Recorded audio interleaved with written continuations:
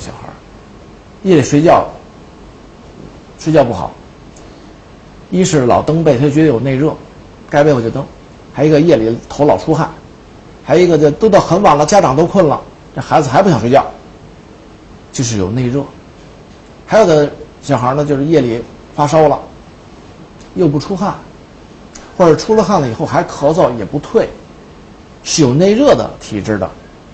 告诉父母一个穴位，这个穴位是在一条整经上，叫天河水。天河水指哪里呢？指腕横纹到肘横纹这一段，这就叫天河水。家长在孩子临睡之前，对于有内热的孩子，这是很对应的。虚寒体质的孩子不用这个方法，这是一个去内热的方法。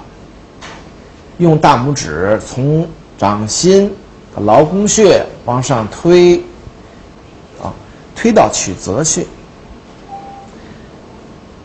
每次推300下。推的时候，孩子的皮肤呢比较嫩，咱们要抹一点润滑油，别把孩子的皮肤搓破了。推300下，不用很大的力量。